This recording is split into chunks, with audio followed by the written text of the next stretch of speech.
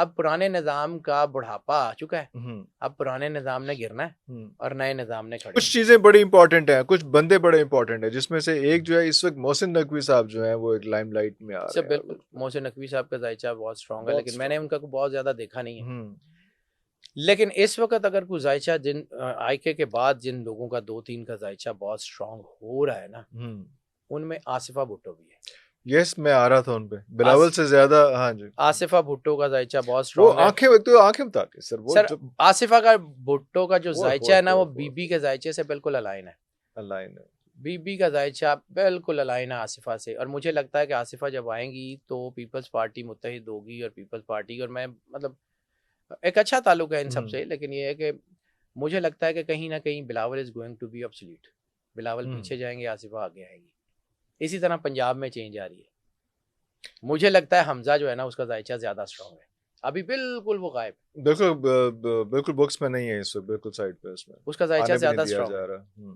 اس کا زیادہ اسٹرانگ ہے، مریم بی بی سے زیادہ مریم سے اسٹرانگ ہے۔ زیادہ اسٹرانگ ہے۔ And how long this changeover you are expecting?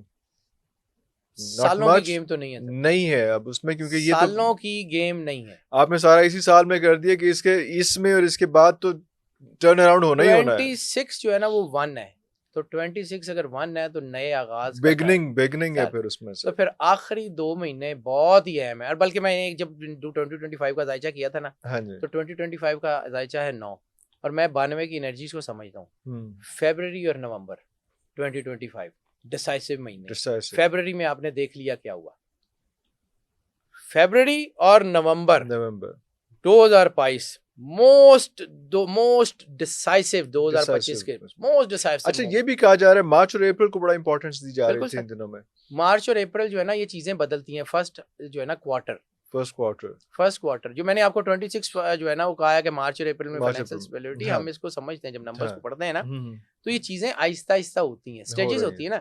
جیسے دنیا میں بچہ پیدا ہونے کی بھی سٹیجز قرآن پاک میں ہے، بزگا اعلیٰ کا، ٹھیک ہے، تو اسی طرح نظام کی بھی سٹیجز ہیں اس میں۔ اب پرانے نظام کا بڑھاپا آ چکا ہے، اب پرانے نظام نے گرنا ہے اور نئے نظام نے کھڑے